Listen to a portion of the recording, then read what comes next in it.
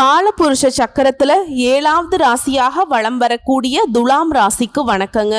துலாம் ராசிக்கு அதிபதி சுக்கிரன். எப்ப இந்த ஆளு ஒருத்தர் நல்லா இருந்துட்டா போதுமே, குருவே மிஞ்சக்கூடிய அளவுக்கு நல்ல பலன்களை கொடுக்கக்கூடியவர். ஒருத்தவங்க ஜாதகத்துல குரு உச்சம் பெறாரோ இல்லையோ, சுக்கிரன் உச்சத்துல இருந்தா அந்த ஆளுடைய வாழ்க்கை ஏகபோக வாழ்க்கை தாங்க. பயங்கர வசதி வாய்ப்போட அப்படி ஒரு வாழ்க்கைய வாழ்ந்தரலாம். ஆனா இவரை அதிபதியா வச்சுக்கிட்டு துலாம் ராசி மட்டும் தப்பா நினைச்சுக்காதீங்க. உங்களுடைய மனநிலை தான் நான் சொல்லிட்டு இருக்கேன். தூக்குல தொங்கக்கூடிய அளவுக்கு நிறைய அசிங்கப்பட்டு அவமானப்பட்டு கஷ்டப்பட்டு என்னென்ன பண்ணணுமோ எல்லாத்தையும் பட்டாச்சு இல்லையா? ஏன் யார்கிட்ட போய் கேட்கறது? யார் நமக்கு பதில் சொல்லுவா? அப்படி என்ன நான் தப்பு பண்ணிட்டேன்? எறும்புக்கு கூட துரோகம் நினைக்காதவங்க தான் துலாம் ராசிக்காரங்க. இன்னும் ஒரு படி மேல சொல்லணும்னா, என்னடா வாழ்க்கை இது நாள் வரைக்கும் நான் சம்பாதிச்சது ஃபுல்லா சுத்தி இருக்கவங்களுக்கு கொடுத்து அவங்கள வாழ வச்சுதான் நான் வேடிக்கை பார்த்திருக்கேன். எனக்குன்னு சுயநலமா கூட யோசிச்சது இல்லையே. ஒருவேளை சுயநலமா யோசிச்சேன்னா நல்லா இருப்பணும். இப்படியெல்லாம் வேற மாதிரி திங்க் பண்ண வச்சுட்டீங்க. ஆனா எப்பேற்பட்ட கஷ்ட காலத்திலையும் துலாம் என்ன பண்ணும்? யாரையுமே தூக்கி எறிஞ்சு பேசாது, எல்லாருக்கும் நல்லவங்களா இருக்கணும் நினைக்கிறது, எல்லாரையுமே நல்லா வச்சு பார்த்துக்கணும்னு நினைக்கிறது, கடவுள்கிட்ட வேண்டதே எல்லாரும் நல்லா இருக்கணும் தான். அதே போல தோல்வியை கண்டு துவண்டு போறது கிடையாது. ஆனா ஏன் தூக்குல தொங்கணும்னு தோணுதுன்னா, அசிங்கப்படுத்துறாங்க, என்கிட்ட உதவி வாங்கிட்டு என்னையே துச்சமா பேசுறாங்க, பேசுறது கூட பரவாயில்லைங்க, இல்லாதது பொல்லாததெல்லாம் என் மேல பழி போடுறாங்க, போராடி போராடி பார்க்குறோம், எந்த கடவுளாவது எனக்கு பதில் சொல்லுவாங்களான்னு. இதுதான் உங்களுடைய மனநிலை. அதற்கு பதில் சொல்லக்கூடிய வகையில தலைப்பை பார்த்திருப்பீங்க. நீ நல்லாவே இருக்கக்கூடாதுன்னு நினைக்கக்கூடிய உறவுகளுக்கு முன்னாடி உன்னை வாழ வச்சு பார்க்கணும்னு ஒரு உறவு. துலாம் ராசிக்காரங்க உங்களை காப்பாற்ற நினைக்கிறது யார் தெரியுமா? சனி பகவான். கேட்கவே ஆச்சரியமா இருக்குங்களா? ஏன்னா சனீஸ்வர பகவானை பொறுத்த வரைக்கும் நல்லது கெட்டது எவன் நல்லது பண்றானோ அவனுக்கு நல்லதை செஞ்சுட்டு கம்முன்னு உட்கார்ந்துக்குவார். எவன் கெட்டதை பண்றானோ அவனுக்கு கெட்டது பண்றாரோ இல்லையோ, உங்களை அடி அடின்னு அடிச்சு உங்களுக்கு புரிய வச்சிருவார். அடுத்த 2.5 வருஷத்துக்கு நம்ம ஆள் எடுக்கக்கூடிய பாடத்துல துலாம் ராசியிலாம் அடடா ஒரு பெரிய ஒரு புக் எழுதி, மகனே எப்படியெல்லாம் வாழணும் எப்படியெல்லாம் வாழக்கூடாதுன்னு அழகா எழுதி வச்சிருவீங்க. ஓகேவா? சோ இவரை பொறுத்த வரைக்கும் தண்டிக்கிறாருன்னு நினைக்காதீங்க. உங்களுக்கு நல்லது கெட்டதை புரிய வைக்கிறார், தெரிஞ்சுக்கோங்க. இவர் பாதிப்பு மட்டும்தான் கொடுப்பாருன்னு நினைக்காதீங்க. உங்களை சுத்தி இருக்கக்கூடிய சூழ்ச்சிகளை வெளியே காட்டிடுவார். நல்லவன் யாரு கெட்டவன் யாரு, உனக்கு நன்மை ஏற்படுத்துறது யாரு, உங்களுடைய எதிரி எல்லாத்தையுமே வெளிப்படையா காட்டிடுவார். ஆஹா ஓஹோன்னு உறவுகளை மெச்சுக்கிட்டு இருப்போம். உறவுகள் எல்லாம் யாரு எப்படிங்கிறத அழகா வெளிச்சம் போட்டு காட்டிடுவார். ஒரே ஒரு டார்ச் லைட் போட்டு இருட்டில் இருக்கக்கூடிய ஒரு கல்பிரிட்டை காட்டி கொடுத்த மாதிரி நிறைய போலி முகங்களுடைய முகத்திரையை கிழிக்க போறாருங்க. எல்லாத்தையும் தெரிஞ்சுக்க போறீங்க. ஸோ இவரை பொறுத்த வரைக்கும் என்னதான் கஷ்ட காலத்துல வாழ்ந்துட்டு இருக்கக்கூடிய துலாம் ராசிக்காரர்கள்லாம், நீங்க உங்க வாழ்க்கையில அடுத்து 138 நாட்களுக்கு தலைவர் அப்படியே மாத்தி வக்ர கதியில உட்கார்ந்து, அதாவது பின்னாடி நோக்கி நாங்க இருந்து உங்களுக்கு தம்பி உனக்கு ஒரு 138 நாள் உன் கையில கொடுத்திருக்கேன், தயவு செஞ்சு என்னென்ன பண்ணணுமோ எல்லாத்தையும் பண்ணிக்கோ, அதோட சேர்ந்து சில வாய்ப்புகளையும் கொடுப்பேன், அதையும் பயன்படுத்திக்கோ, வாழ்க்கையை சீர் பண்ணிக்கோ. அடுத்து நான் சோதிக்க வரப்போ, அதாவது ஒரு வாத்தியார் ஒரு பள்ளிக்கூடத்துல நம்ம கிளாஸ் ரூமுக்கு வந்துருவாருங்க. இன்னைக்கு டெஸ்ட்னு சொல்லியிருப்பாரு, ஆனா நம்ம சரியா படிச்சிருக்க மாட்டோம், எல்லாரும் திருன்னு முழிப்போம். அப்ப என்ன பண்ணுவாரு வாத்தியார்? ஒரு பீரியட் கொடுத்து, உனக்கு நான் டைம் கொடுக்குறேன், இந்த பீரியடுக்குள்ளே படிச்சிருங்க, அடுத்த பீரியட் நான் கடன் வாங்கிக்கிறேன், அடுத்த பீரியட் எல்லாரும் டெஸ்ட் எழுதிடலான்னு சொல்லுவாங்கல்ல. அப்போ அப்பாடா இதுவாவது கிடைச்சிது அப்படின்னு சொல்லிட்டு அடிச்சுக்கோ பிடிச்சிக்கோ நம்ம ஏதாவது படித்து ஏதோ அறகுறையாவது எழுதி அடி வாங்காமல் தப்பிச்சு போவோம் இல்லையா? அப்படி ஒரு வாய்ப்பை தான் நம்ம சனீஸ்வர பகவான் உங்களுக்கு கொடுத்துருக்கார். அதை பயன்படுத்திக்கிட்டா தப்பிச்சுக்கலாங்க.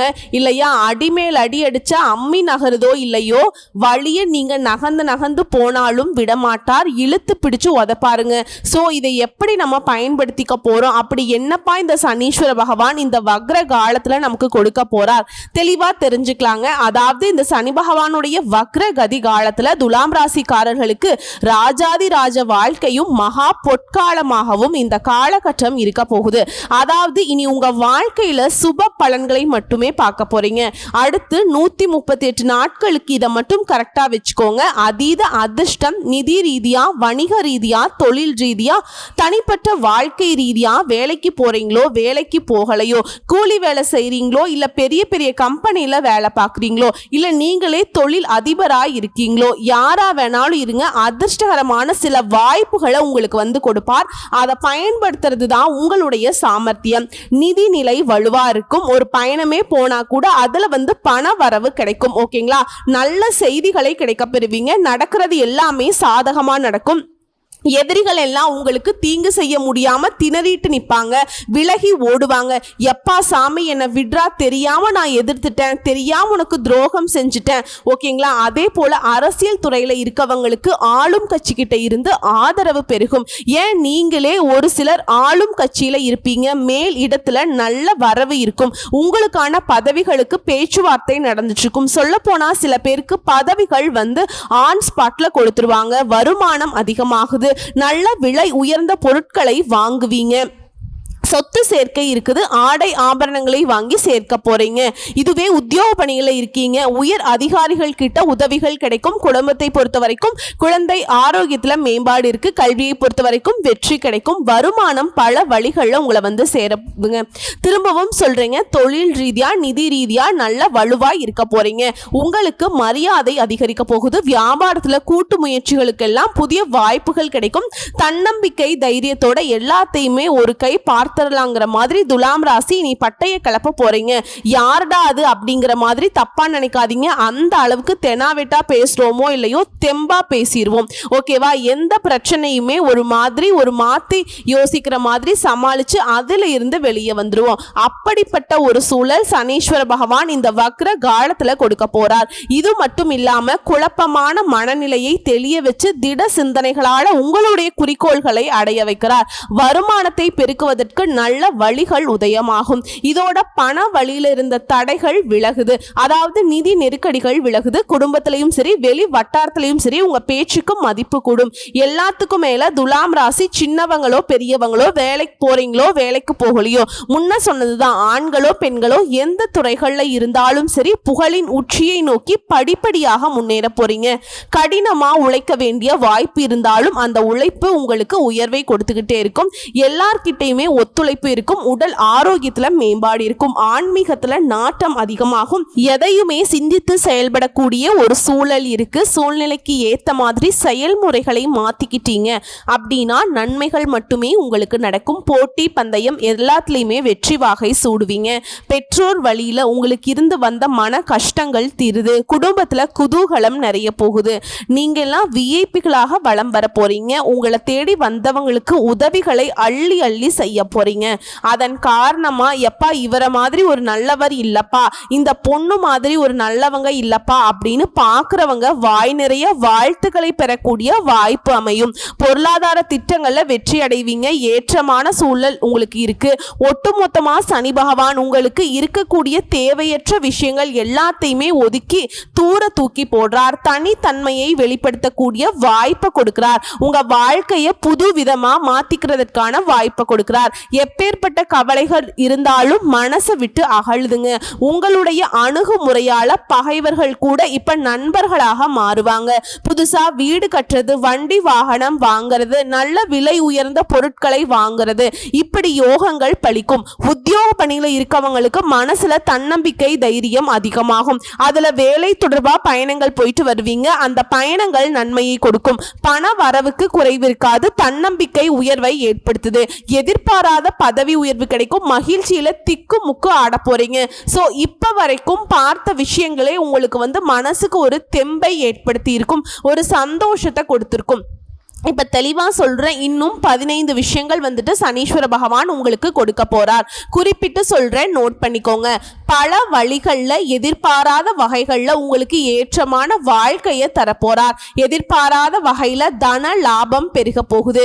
பக்குவமான பேச்சால காரியங்களை சாதிச்சுக்க போறீங்க. சொந்த ஊர்லயே உறவுக்காரர்கள் மத்தியில உங்க மதிப்பு, மரியாதை, அந்தஸ்து உயர போகுது. இரண்டாவது, குடும்பத்திலையும் சரி வாழ்க்கை துணை வழியிலும் சரி உங்களுக்கு உறுதுணையா இருக்க போறாங்க. இதோட குடும்பத்தோட போயிட்டு குலதெய்வத்துடைய பிரார்த்தனைகளை நிறைவேற்றிட்டு வருவீங்க. மூன்றாவது, பிள்ளை பாக்கியம் எதிர்பார்க்கக்கூடிய அன்பர்களுக்கு பிள்ளை வரம் கிடைக்கும். அதே போல ஆல்ரெடி குழந்தைகள் இருக்கு, பாதை மாறி போயிட்டாங்க, ஒழுங்கா படிக்கிறது இல்ல, வேலைக்கு போறதில்ல, இப்படி ஏதாவது கஷ்டங்கள் இருந்தா கூட பிள்ளைகள் திருந்துவாங்க, பேச்சை கேட்டு நடந்துப்பாங்க. அதே போல மகனுக்கோ மகளுக்கோ அருகில் இருக்கக்கூடிய தெரிந்த இடத்திலிருந்து பொண்ணு எடுப்பீங்க, மாப்பிள்ளை எடுப்பீங்க. உங்களுடைய உறவுகளிலேயே உங்களுக்கு வரணமையும். நான்காவது விஷயம், கையில பணம் பொருள் தங்கும். உங்களில் சிலர் சொந்த வீடு கட்டி குடியேறுவீங்க. உங்களுடைய பிள்ளைகளின் வருங்காலத்திற்காக சேமிப்பீங்க. பழைய கடனை கொஞ்சம் கொஞ்சமாக கட்டிடுவீங்க. வெளியே பணம் மாட்டிருந்துச்சு இல்லையா, கொஞ்சம் கொஞ்சமாக பேசி வாங்கிடுவீங்க.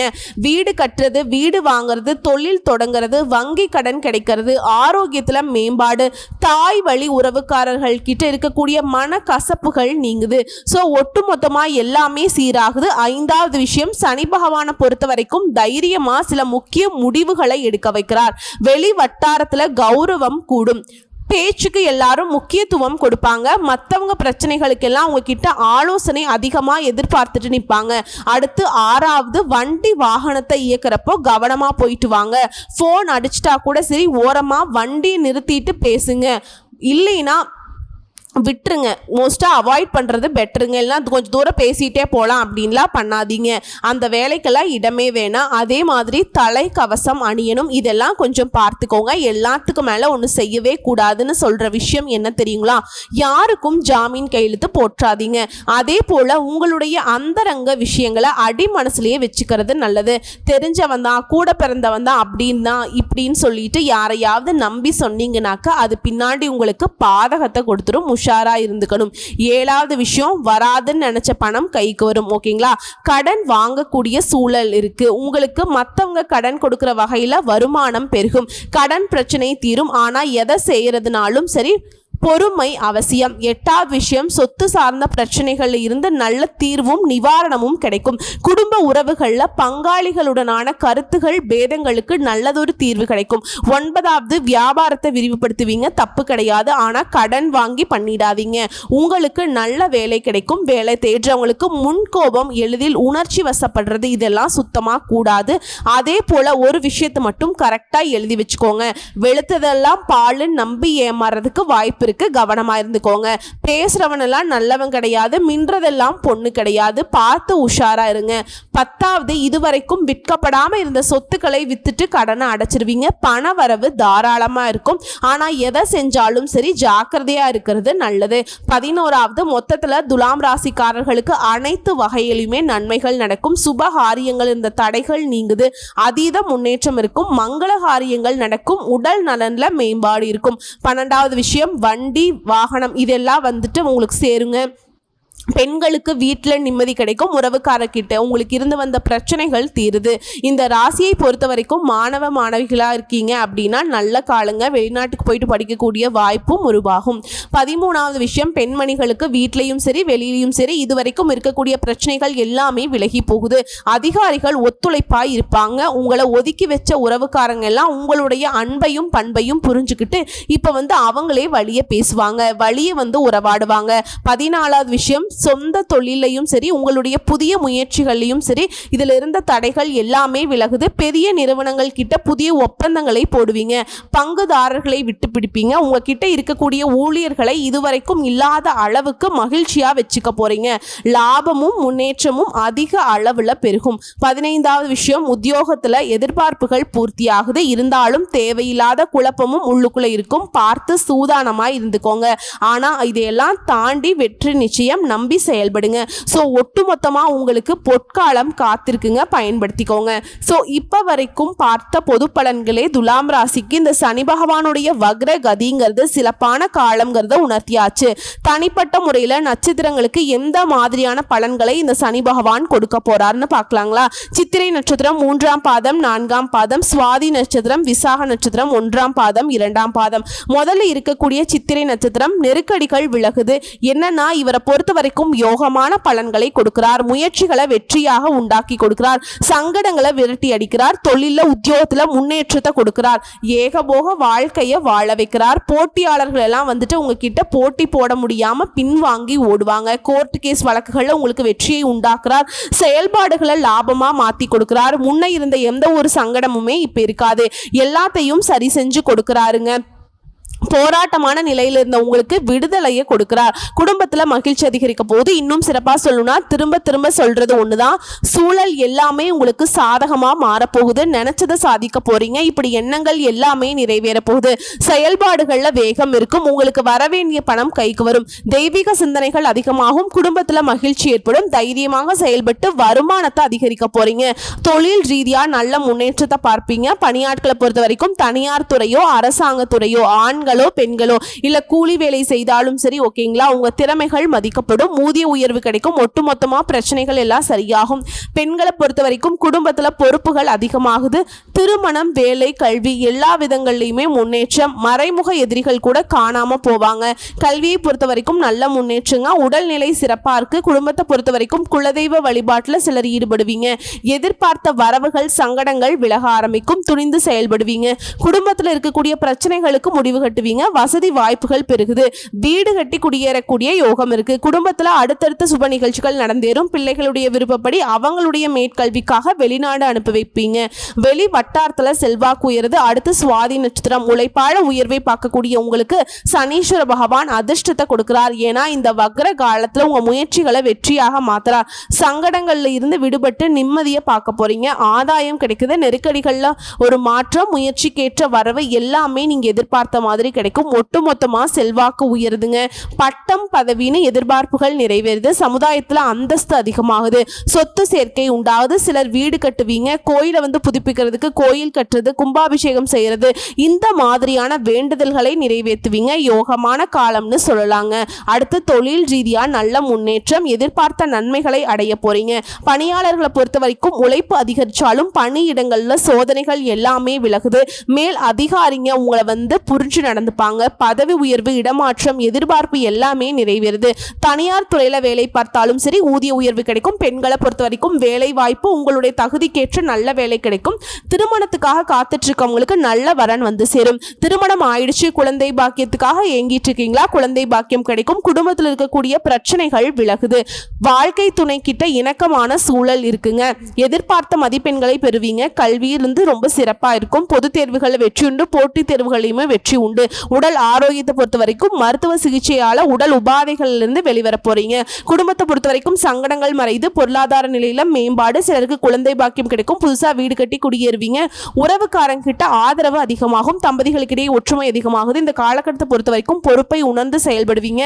அதன் காரணமா மகிழ்ச்சிங்கிறது பல மடங்கு பெருகும். அடுத்து விசாக நட்சத்திரம். உங்களுடைய நீண்ட நாள் எண்ணங்கள் எல்லாமே நிறைவேறுது. சொல்லப்போனா சங்கடங்கள்ல இருந்து பாதுகாப்பு, முயற்சிகள்ல வெற்றி, பணத்தில் இருந்த தடைகள் விலகுது. யோகமான பலன்களை அள்ளி கொடுக்கிறார், முன்னேற்றத்தை கொடுக்கிறார். இதோட நிக்காம பொன் பொருள் சேர்க்கையை கொடுக்கிறார், அந்தஸ்தை உயர்த்தி வைக்கிறார். நினைச்ச காரியங்கள்ல வெற்றி, குடும்பத்துல சுப நிகழ்ச்சிகள் நடக்கும். வேலை இல்லாதவங்களுக்கு தகுதியான வேலை அமையும். இளம் வயதில் இருக்கவங்களுக்கு திருமண யோகத்தை உண்டாக்குறார். பண வரவை அதிகரிச்சு கொடுக்கிறார். குடும்பத்துல மகிழ்ச்சியை ஏற்படுத்துறார். பொன் பொருள், பூமி, வாகன சேர்க்கை எல்லாமே ஏற்படுது. புதிய முயற்சிகள் கூட வெற்றி பெறும். வியாபாரத்துல ஆதாயத்தை கொடுக்கிறார். தொழிலை பொறுத்த வரைக்கும் போட்டி பொறாமைகள் எல்லாமே விலகுது. எல்லாத்தையுமே சமாளிச்சு வெற்றி அடைய போறீங்க. வருமானம் தரக்கூடிய தொழில்களை கண்டறிந்து புதிய தொழில் தொடங்கக்கூடிய வாய்ப்பும் ஏற்படுது. தொழிலை பொறுத்த வரைக்கும் பல மடங்கு வளர்ச்சி இருக்க போகுதுங்க. அடுத்து பணியாளர்களை பொறுத்த வரைக்கும் தனியார் துறையோ அரசாங்க துறையோ, ஆண்களோ பெண்களோ, ஒருத்தர் கீழே வேலை செஞ்சாலும் சரிங்க, ஆதரவு பெருகுது, புதிய பொறுப்புகள் வந்து சேரும், உழைப்புக்கேற்ற உயர்வு இருக்கும், செல்வாக்கு உயருது, விரும்பிய இடத்திற்கு இடமாற்றம் கிடைக்கும், சரியான இடத்துல வேலை பார்த்தாலும் சரிங்க செல்வாக்கு அதிகமாகும். பெண்களை பொறுத்த வரைக்கும் அலுவலக பணியில புதிய பொறுப்புகள் வந்து சேரும், சுய தொழில் செய்யறவங்களுக்கு லாபம் பல மடங்கு உயரும், குடும்பத்தில் இருக்கக்கூடிய குழப்பங்கள் விலகுது, பிள்ளைகளுடைய நலன்ல கூடுதல் கவனம் செலுத்துவீங்க, கணவர் உங்களுக்கு ஆதரவா இருப்பாங்க, சேமிப்பு அதிகமாகுது, பொன் பொருள் சேர்க்கை உண்டாகுது, முயற்சிகள் அனைத்திலுமே வெற்றி உண்டு. கல்வியை பொறுத்த வரைக்கும் படிப்புல இருக்கக்கூடிய தடைகள் விலகி அதிக மதிப்பெண்களை பெறுவீங்க, விரும்பிய கல்லூரி விரும்பிய பாடங்கள்ல படிக்கக்கூடிய வாய்ப்பு கிடைச்சிருக்கு. ஆரோக்கியத்தை பொறுத்த வரைக்கும் நோயினால பாதிக்கப்பட்ட நிலை மாறுது, முழுவதுமா குணமாக போறீங்க. ஒட்டுமொத்தமா உடல் ஆரோக்கியத்தை பொறுத்த வரைக்கும் நன்மைகள் உண்டு. குடும்பத்தை பொறுத்த வரைக்கும் முன்னேற்றம் உண்டாகுது, நீண்ட நாள் கனவுகள் நனவாகுது, கல்வி திருமணம் இது போன்ற முயற்சிகளை புதிய சொத்து சேர்க்கை உண்டாகுது, பொன் பொருள் சேருது. எல்லா விதங்கள்லையும் அதாவது பாதியில நின்ன விஷயமும் சரி பாதிப்பை ஏற்படுத்தின விஷயமும் சரி உங்களுக்கு சாதகமான நன்மையை கொண்டு முடியும், செல்வாக்கு அதிகமாகுது. ஸோ ஒட்டுமொத்தமாக இப்போ வரைக்கும் பார்த்தது பொது பலன்கள், நட்சத்திர பலன்கள் எல்லாமே தெளிவாக ஒரு விஷயத்தை தருது. என்ன தெரியுமா, இந்த வக்ர காலம்ங்கிறது துலாம் ராசிக்கு அதிர்ஷ்ட காலம்னு சொல்லி முடிக்குது. கரெக்டாக பயன்படுத்துங்க. இந்த அதிர்ஷ்டங்கள் நிலைக்கணும்னா நீங்க செய்ய வேண்டிய பரிகாரம், ஒவ்வொரு சனிக்கிழமையும் மறக்காம அருகில் இருக்கக்கூடிய நவ கிரகங்கள்ல வீட்டில் இருக்கக்கூடிய சனீஸ்வர பகவானுக்கு நல்லெண்ணெய் தீபம் ஏத்துறதும் 8 தீபம் ஏற்றி வழிபாடு செஞ்சு முடிஞ்சா 8 பேருக்கு அன்னதானம் செய்ய இவரால் உங்களுக்கு அதிர்ஷ்டமான பலன்கள் மட்டுமே நிலைச்சிருக்கும். ஏன்னா இவரை பொறுத்த வரைக்கும் நீதிக்காரகர், இவர்கிட்ட இருந்து ஒரு விஷயம் உங்களுக்கு வருது அப்படின்னாவே பலகட்ட சோதனைக்கு அப்புறம் தான் இருக்கும். ஸோ சோதனைகள் எல்லாம் தாண்டி வந்துட்டீங்க, இப்போ நீங்க சாதனையாளர்களாக வலம் வர போறீங்க. அதற்கான வாய்ப்பு தான் அவர் கொடுத்திருக்கார், பயன்படுத்திக்கோங்க. வாழ்த்துக்கள், நன்றி, வணக்கம்.